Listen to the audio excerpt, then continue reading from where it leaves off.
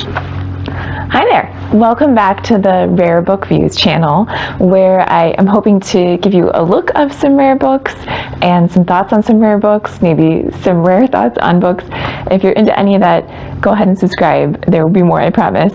Today I'm doing something I have not done in a while. I'm going to go to a used bookstore, and that is very normal, but I'm going to sell back some books. I haven't done this in a really long time.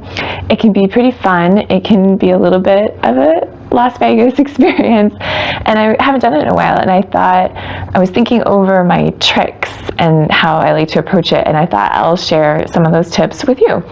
So the first thing I do is really think about where I'm going. I'm going to sell books today at a bookstore. I've been there a few times, but I've never sold books there before, and that's one of the reasons I was really thinking it over, my strategy. So I know their stock. I've been there a few times. They sell really current popular fiction. They have a good size mystery section and a sci-fi section. They have a really good children's department with a lot of vintage books, which is one of my favorites. And they also have a really big classics section with some nice copies of books. I've noticed that their pricing, they price by the title. So I'm imagining that they have some kind of computer system where they've decided all copies of fill in the blank book in hardback, they charge the same price. So I don't think everyone who works there really knows editions. And I wonder what they're going to do, because the books I have on hand right now should fit in pretty well. So I have a lot of books, and I don't have a ton of room for extras. In the past, I've been really careful about reading popular fiction on my Kindle and getting them from the library.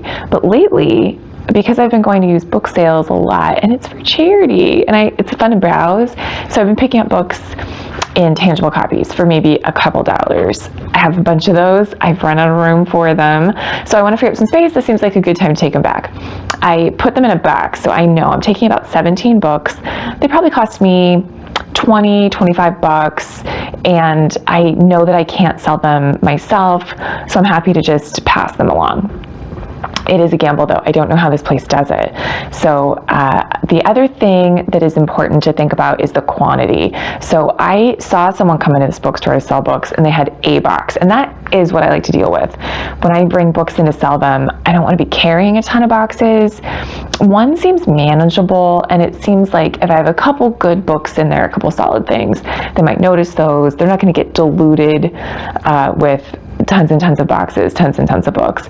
So I think one box is my favorite for a size to sell. And the bookstore where I normally take them, that would be maybe $10 or $15 or so in trade. And I always take the trade because I can always find a book. So that is the game.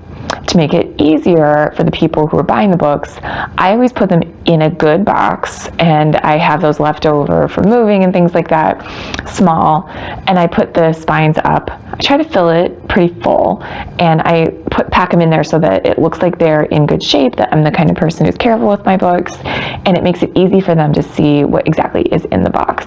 So that is the big tip. I just do one box, and I make it easy for them to see them. I also really think about the bookstore and the stuff they sell and what maybe makes sense to sell it to them. But in this case, I don't know what they're going to say, so it could be kind of interesting, and it definitely is a gamble because this bookstore is a little bit of a hike. It's definitely not close by. It's way out. So I'm probably not going to say no. I'm probably going to take whatever they offer me. The other option would be to donate them to a charity, which is the other thing I like to do.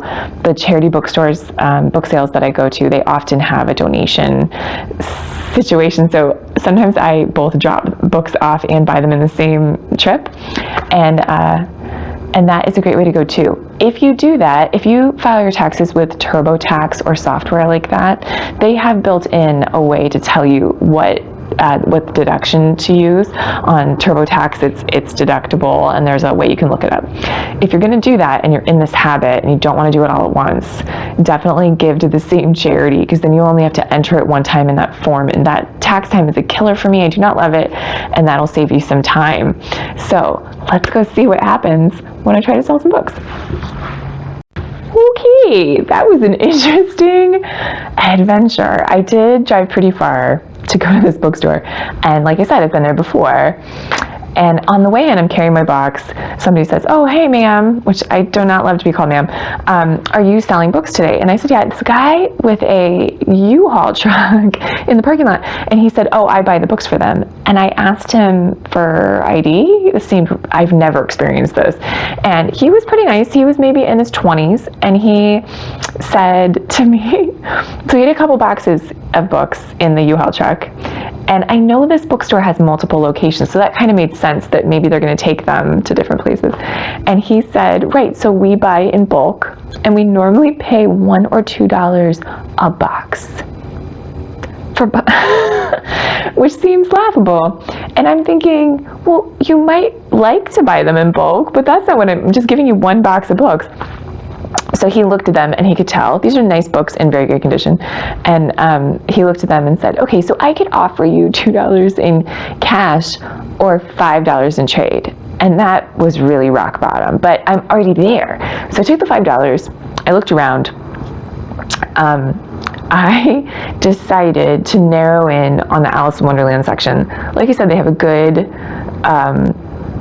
they're really good classics section. They have a lot of nice editions. So I thought, okay, if I can find a book that I want, and then I'm getting $5 off, those books have virtually no value, really, so to me. So I think that's probably okay. And when we're done, I'll show you what that shelf looked like. So I picked out a book, and they did not have anything that I didn't already have, because I have so many Alice books. They didn't have anything that I would keep, but I'm pretty sure this is good quality, so I can sell it and then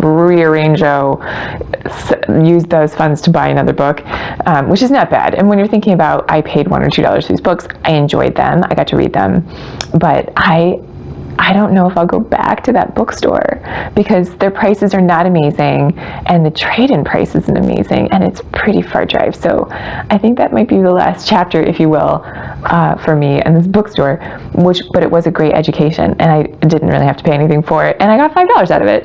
So really, it's not bad. If you have any other tips about selling books back to used bookstores, if you are a used bookstore owner and you have thoughts, please let me know. And as always, happy reading.